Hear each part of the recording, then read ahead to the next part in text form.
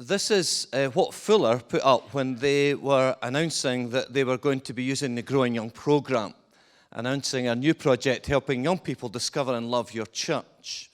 And one of the dangers of reading that is that you think somebody's got a nice new marketing ploy, and actually if we just introduce their marketing ploy, then young folk will love the church in a way that they haven't in the past, and actually that would be to totally misrepresent what they're saying. Because what they're actually talking about is changing church culture.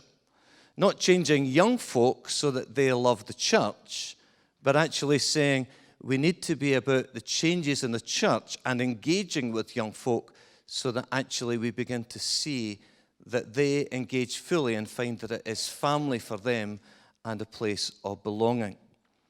And so it is about travelling together on a journey of change that is about our churches. You take us on a slide.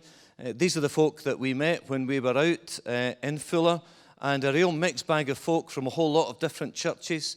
Some of the folk that we met were saying our families are only coming 1 week out of 3. One of the churches we visited, 40% of the churches that came to their youth program were from unchurched background. We seem to sometimes have this kind of view that things in the States are, so different, so rosy, so bright. And actually what we saw was the reality was very different, and the things that we face, they're facing. So although Brad and Jake are saying we don't understand your culture, there is much of the culture that's developing there that they would see in Scotland. One of the things to say very clearly is, you take us on one, we have no blueprint ready. If you've not picked that up this evening, let me be crystal clear about that. We are not saying, come on a program, we'll tell you exactly what to do, just follow this blueprint and it will all work and it will all happen.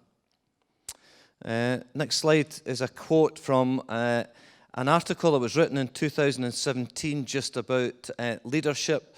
And this article said, we build on the work of Marion and Uhl-Bien. We suggest that in complex system, leaders enable rather than control the future. And ministers often are brought in on the basis of, we've got a problem here, you must know how to solve us, tell us what to do and we will do it.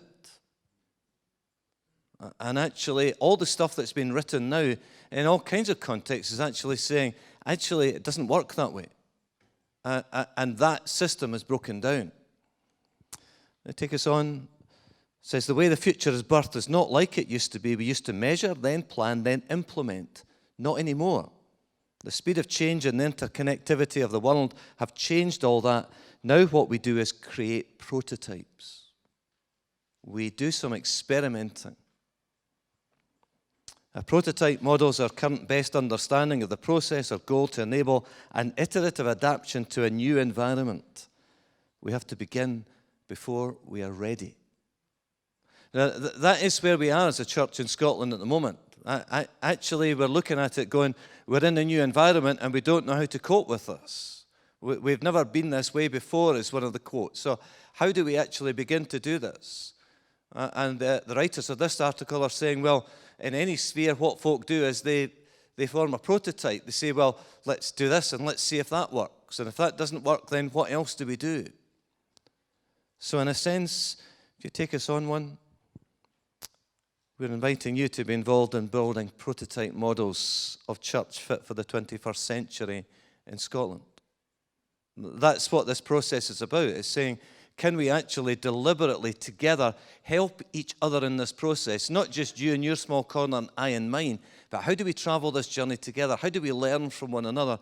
How do I hear the stories of what you're doing and you hear the stories of what I'm doing? I hear the stories of what Martin's doing in our Brother. How do we draw these things together so that actually we begin to build something that is good and right? And improving those that already exist. Ross came up and put on the chart up there, this works in Scotland, because in Gorebridge, they would recognise that these 6 principles are being worked out in the church in Gorebridge, and about a third of their congregation, maybe more than that on a Sunday morning, are teenagers. So you might look at it and say, do these principles work in Scotland? And Ross would say, well, they work in Gorebridge. And Gorebridge is a working class parish in Midlothian. It's not, it's kind of, these things are universal. That's what Brad and Jake said. And actually, we see it working out in at least one church in Scotland. There will be others as well. Tony's on the end of this, and we know that Tony in Bankery also has got a multi-generational church. One of the things we discovered, one of the churches we visited when we were out there was a church that was already multi-generational in a sense, and we said to them, so was there any value in you being part of the process? Because they already seemed so far on. And they said, oh yes, this has really helped us focus and move on the next step. It's about incremental steps, and no matter where we start, it's about making the next bit of the journey and traveling together well. The next slide. Something this is where we are with things. We're saying that we would like to run a cohort with 24 congregations. That's the kind of size that they've been running in Fuller. We need that kind of size to make it stack up in terms of finances. There will need to be a commitment from the minister in the Kirk Session. If either the minister or the Kirk Session is saying this is not for us, then it's not for you. There needs to be that level of commitment. And we'll need £1,000 from each congregation. That would be the cost of what's there. We're not used to paying for things in the Church of Scotland. Usually it's all provided centrally. But actually, this is not being provided centrally. So we're hoping that congregations £1,000 and that we will be able to persuade your presbytery to support you in that process by also perhaps giving you £1,000 off your mission and ministry so that you might take part. There's a series of 5 webinars, there's 2 overnight summits, there's 2 coaching calls. Half the way through the process, you're beginning to draw folk together in a coaching network. So the coach draws together the 4 or 5 churches that they've got and begins to work with them. There is something almost every month that is actually checking in with you and saying, how are you doing in this? How can we support you in this? What are you learning from this? From September all the way through to the August. Now, you've got questions about what happens out the other side. Yes, undoubtedly, we need to begin to think about that. But this is a process that's set out. This is why, Jake was saying we think we've got a process that will give you a good kickstart, because all of this will take you through that. So webinars, summits, all of those that are there. Take us on to the early work. Early work in the process is about developing a transformation plan, but it is an incremental thing.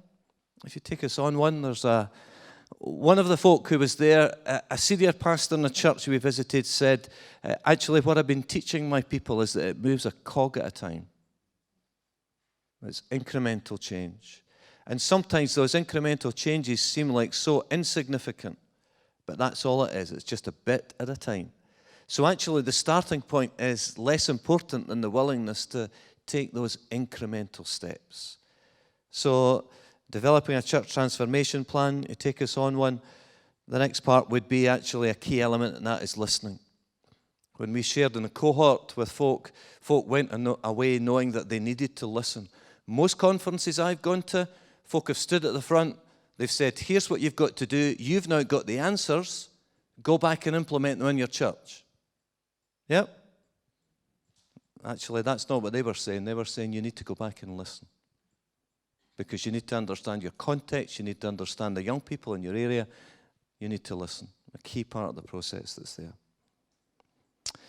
6 months in, I take us on a slide. At the February summit, it's about evaluating progress. It's about refining plans. The coaching networks would be formed at that basis. And March to August, there's then more work on implementation. I say just a bit about the summits. If you take us on a slide, they would be on a Friday and Saturday. We recognise that that means that some folk are probably going to have to take a Friday off work. We were told that folk would take 2 days off work to come and do that. Most of the time it's kind of in the States, it's usually staff in churches. We don't have that in Scotland, but it does need a bit of time away. So we're looking at doing that. Take us on a couple of clicks. We would like to do that as a residential, but the honest truth is that we don't have the funds for that at the moment. We were hoping that the growth fund of the church nationally might have been something we could tap into, but it's not ready yet. And therefore, we're saying at the moment we don't think we're able to do that. We may use a conference centre in Perth or Dunfermline. You take us on a click, or we may use church premises. If you're interested, what should you do? Well, register your interest now would be the first thing. The second thing would be to book a visit to your Kirk Session in January, February. The team who are working with you tonight, we would come to your Kirk Session. You would apply by Friday the 24th of March, and then decisions about who would be involved will be made by April, giving you May and June to do some preparatory work before we would launch after the summer.